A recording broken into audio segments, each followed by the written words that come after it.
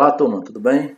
Para vocês aí que estão participando desse curso FIC em EAD, da disciplina de matemática, mais precisamente aqui trabalharemos a matemática do ensino básico e suas aplicações no mundo real. Então, iniciando nossas atividades hoje com o tópico proporcionalidade, já encaminhamos alguns materiais para vocês lá na nossa plataforma Classroom. E agora a gente vai disponibilizar um vídeo de apresentação desse primeiro tópico para que vocês possam ter condições e subsídios teóricos para iniciar a resolução de algumas atividades que a gente vai propor. Então, esse tópico ele vai até domingo, dia 17 de maio. Então, é muito importante que a gente consiga dar conta dessas atividades. E aí a gente vai estar sempre se encontrando por aqui também. E aí esse vídeo vai ser um vídeo chamado de vídeo explicação, né? Esse vídeo vai tentar repassar para vocês um pouco de cada tópico. Isso a gente vai procurar fazer a cada semana que a gente iniciar um tema, uma temática diferente. E não diferente a gente vai iniciar com proporcionalidade. Vocês já receberam esse material, é bem verdade. E aí a gente vai fazer aqui um pouco da apresentação desse tópico para que vocês consigam já descobrir as dúvidas que vocês terão, né, para que a gente possa depois articular uma conferência lá no Meet. E lá vocês vão poder levar os questionamentos e dúvidas, tá massa? Então a gente espera que vocês tenham uma boa aula. Então, turma, a nossa apresentação ela inicia, né, conversando um pouco sobre proporcionalidade.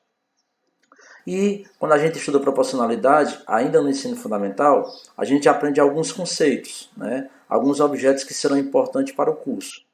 E o primeiro conceito que a gente se depara é com o conceito de razão. Né? O que significa razão? Qual o conceito de razão matematicamente falando? É um quociente entre dois números quaisquer, A e B. Obviamente na condição de B, que é o divisor, não ser igual a zero, porque a gente sabe que não existe divisão com divisor igual a zero. Então o conceito matemático de razão é muito simples. É simplesmente o quociente entre dois números quaisquer. Aí a gente coloca aí como exemplo 3 quartos, menos 1 sobre 5. Então esses quocientes são na verdade a razão entre esses dois números. Mas como o objetivo do nosso curso é justamente aproximar a matemática do mundo real, a gente vai procurar aqui algumas conexões desse conceito com outras áreas do conhecimento, ou que permitam a sua aplicação no mundo real. Então, buscando a aplicação, na verdade, o conceito de razão ele vai ser empregado na ideia de relacionar grandezas, né? Então, para a gente não ficar nesse simplismo de pega um número e divide pelo outro, a gente vai pensar a razão entre grandezas variáveis, inclusive já antecipando um pouco o que a gente vai trabalhar semana que vem com a ideia de funções. Então, a gente vai procurar, por exemplo, duas grandezas que se relacionam no conceito de razão. E a primeira delas, vocês devem conhecer, vocês devem lembrar, escala. Né? Qual o conceito de escala que a gente tinha? Lá na cartografia, por exemplo. É o quociente entre dois números, o comprimento no desenho pelo comprimento real. Então o conceito de escala é muito utilizado na construção de mapas, por exemplo. E é um conceito importante na cartografia. Então já se percebe uma aplicação real desse conceito matemático em outra área do conhecimento. Então é muito utilizada a ideia de escala para se construir mapas, por exemplo. Uma outra razão importante no contexto da física, por exemplo, é o conceito de velocidade. Velocidade a gente sabe que é uma taxa. Ela é uma taxa e, portanto, ela é uma razão. Entre que grandezas, por exemplo? Distância e tempo. Então, quando você relaciona distância e tempo numa razão matemática, você dá origem ao conceito de velocidade. Então, a velocidade ela é uma taxa que mede o quanto se percorre num certo intervalo de tempo. Então, esse quociente, matematicamente, é uma razão. Mas aí você percebe ele aplicado ao mundo real.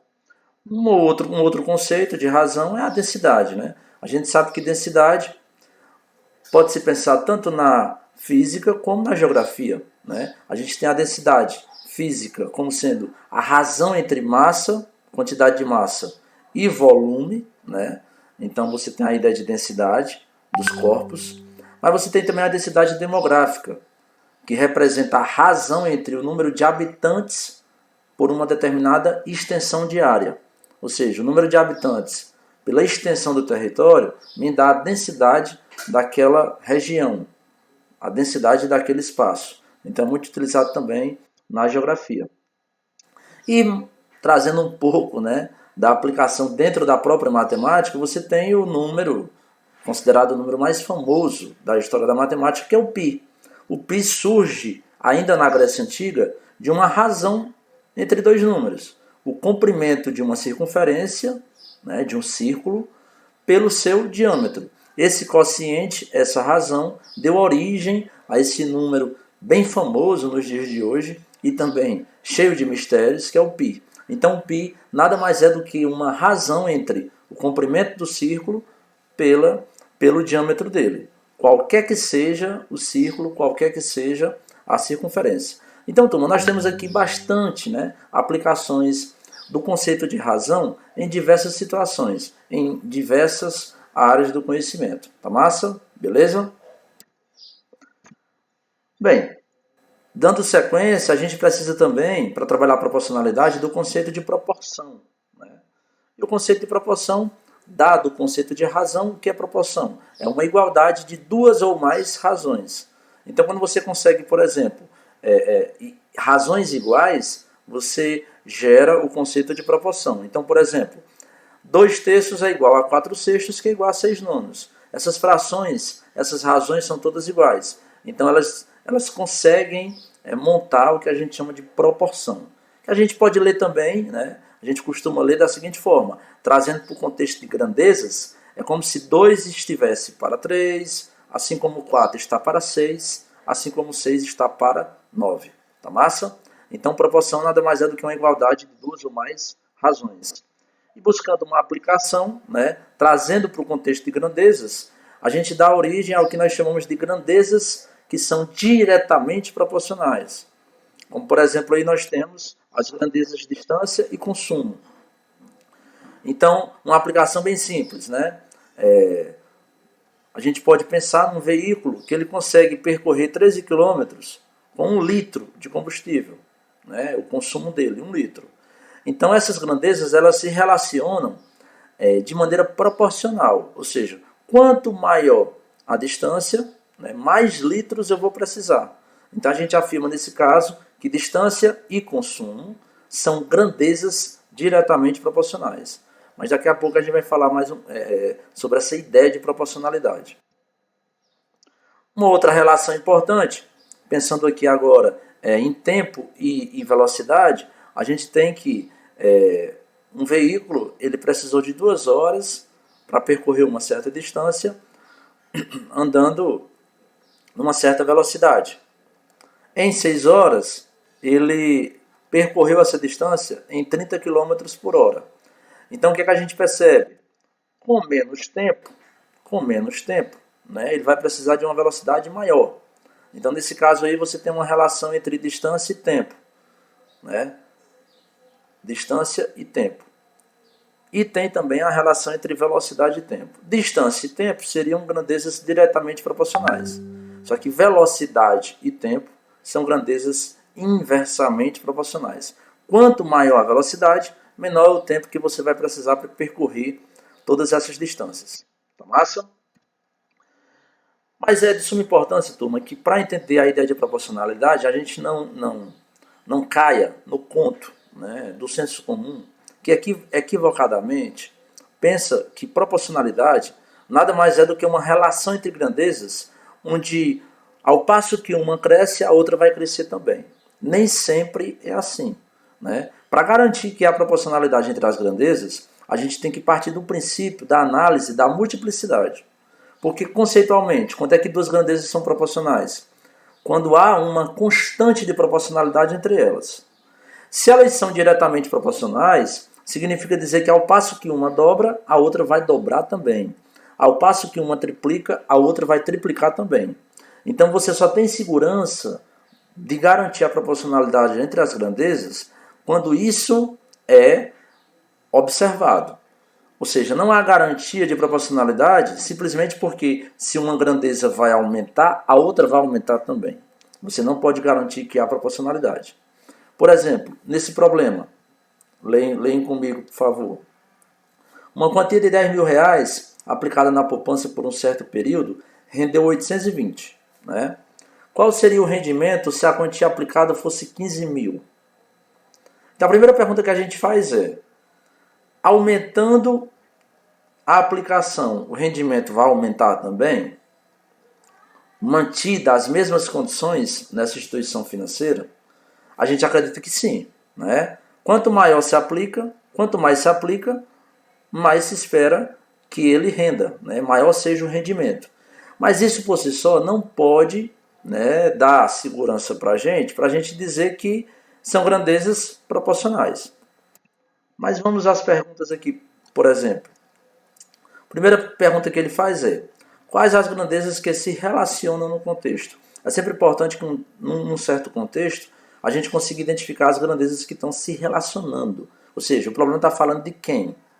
E aí, como a gente pôde perceber na leitura, ele está falando de capital, que é o que se aplica, e juros, que é o rendimento. Então essas são as grandezas em questão. Concordam, turma? E a pergunta que mais interessa para nós é, haveria proporcionalidade nesse contexto? Ou seja, eu posso afirmar que capital e rendimento são grandezas que se relacionam proporcionalmente? Para a gente ter essa segurança, vamos pensar o seguinte. 10 mil reais rende 820. Se eu dobrar esse capital, esse rendimento vai dobrar também? Mantidas as mesmas condições, taxa, enfim, né? A instituição financeira é a mesma. Então, pensemos juntos. Vamos pensar que a gente chega lá e sabendo que esses 10 mil vai render 820, a gente resolve aplicar 20 mil. Só que a gente vai aplicar 20 mil da seguinte forma. A gente aplica 10 mil, né, numa certa conta, né, numa certa aplicação, e 10 mil em outra conta. Vamos pensar dessa forma. Então, você dividiu os 20 mil reais, né, em duas partes. 10 mil, 10 mil. Né? Ora, mantidas as condições, cada um deles vai render 820. Concordam? Então, no final das contas, você teria aplicado 20 mil, dobrou a aplicação, e o seu rendimento vai dobrar também, porque cada um deles vai render 820. O mesmo equivale pensando em 30 mil, dividindo 30 em 3 de 10. Então, é fácil acreditar, é fácil observar matematicamente que, nesse caso, capital e rendimento são, sim, grandezas diretamente proporcionais. Se eu dobro o capital, é de se esperar que o rendimento dobre. Se eu triplico o capital, é de se esperar que o rendimento triplique. Então, a resposta a essa pergunta é sim. Né? Há proporcionalidade no contexto. As grandezas são diretamente proporcionais. E aí, qual seria a técnica matemática utilizada para a gente resolver esse problema? Garantindo a proporcionalidade, a gente vai recorrer a uma técnica que é bastante utilizada nesses contextos, que é a regra de 3 simples. Se ele quer saber quanto vai render se aplicar 15 mil, então a gente escreveria a proporção. 10 mil está para 820, assim como 15 mil está para X. E aí, na regra de 3 simples, a gente chegaria à resposta do problema. Então, antes de aplicar a regra de 3, turma, é muito importante que a gente tenha certeza de que as grandezas são diretamente proporcionais. E para elas serem proporcionais, a gente tem que fazer essa observação. Dobrou uma grandeza, vai dobrar a outra também? Triplicou numa grandeza, vai triplicar a outra também? Tá massa? Beleza, turma? Nesse segundo problema, observe. Vamos analisar também essa ideia de proporcionalidade. Uma quantia aplicada na poupança por 3 meses rendeu R$150. Qual seria o rendimento se ela ficasse aplicada 5 meses? Então, muitas vezes, né, a gente, na ansiedade de resolver, de responder, já escreve a regra de 3 simples. 150 está para 3, assim como X está para 5. No entanto, a gente só pode aplicar a regra de 3 simples se a gente tiver certeza que elas são diretamente proporcionais. Concorda? Então, a primeira pergunta, letra A. Quais as grandezas que se relacionam no contexto? Tempo e juros, concordam? Agora ele está analisando a relação entre o tempo e o rendimento. Tempo e juros. Então a gente tem que se concentrar na análise dessas duas grandezas, caso elas venham ser proporcionais ou não. Que é a pergunta da letra B. Haveria proporcionalidade no contexto? Ou seja, turma, em outras palavras, ele quer saber o seguinte: se eu dobro o tempo, o rendimento vai dobrar? Se eu triplico o tempo, o rendimento vai triplicar? Se isso acontecer, elas são proporcionais. Caso contrário, não serão. Ora, então vamos pensar assim. Observe. Eu quero saber o que ocorre quando eu aplicar, ao invés de 3 meses, eu quero aplicar por 6 meses. Eu quero dobrar o tempo. Em 3 meses, a gente já sabe qual é o rendimento. R$150. Quando eu entro no quarto mês, no quinto mês, para calcular o rendimento do sexto mês, concordam que no terceiro mês, com esse rendimento de R$150, o capital inicial já não é mais o mesmo. Concordam? O capital que vai gerar o novo rendimento, a partir do quarto mês, ele já é diferente. Ele já foi somado a esse rendimento. Então, há uma diferença entre o capital que foi aplicado inicialmente, que rendeu 150 em 3 meses, e do novo capital que vai gerar o próximo rendimento no segundo intervalo de 3 meses. Como os capitais vão ser diferentes, não dá para esperar que esse rendimento seja o mesmo. Então significa dizer que a partir do quarto mês, o rendimento nos próximos 3 meses vai ser maior do que os R$150. Ou seja, se o tempo dobra, o rendimento ele não vai dobrar. Ele vai ser maior do que o dobro. Concordam? Então, nesse caso, turma, a gente tem garantia e segurança matemática de que não há proporcionalidade no contexto. A resposta é não. Se não há proporcionalidade no contexto, então significa dizer que a gente não pode usar a regra de 3 simples para calcular esse rendimento. E aí, que técnica a gente vai recorrer? O importante, desde já, é observar que, se há uma relação entre as grandezas, e há, você pode construir uma ferramenta matemática que responda ao problema. Ou seja, eu sei o valor de uma, como é que eu descubro o valor da outra? Na semana que vem a gente vai entender que, na verdade, quem permite resolver esse tipo de problema são as funções. Porque o que é uma função? É uma ferramenta matemática que relaciona grandezas. Nesse caso, eu buscaria uma função para relacionar tempo e juros. E aí, semana que vem, a gente vai observar que essa função existe. Ela é a função exponencial. Ou também a gente poderia usar outra ferramenta matemática, não necessariamente função, que seria a aplicação em juros compostos. A gente tem uma fórmula que trabalha rendimento de capitalização composta, que a gente chama de juros compostos, que também responderia ao problema. Mas regra de 3 simples, nem pensar. Por quê? Porque essas grandezas não são diretamente proporcionais. Tá massa, turma? Então é muito importante sempre se fazer essa pergunta. As grandezas são proporcionais? Se a resposta for sim, utilize a regra de 3 simples. Se a resposta for não, então a gente vai ter que recorrer a uma outra ferramenta. Tá massa? E aqui a gente traz um pouco do conceito, né, de proporcionalidade direta. Né? Uma coisa a se observar é que se as grandezas são diretamente proporcionais, o quociente, né, entre elas, entre os valores correspondentes, é constante, e essa constante é chamada de constante de proporcionalidade, da massa. Proporcionalidade inversa, ou seja, grandezas que são inversamente proporcionais. A relação é de produto, o produto entre os valores correspondentes é constante, e aí aquela ideia, se uma dobra, a outra cai pela metade, se uma triplica, a outra cai para a terça parte.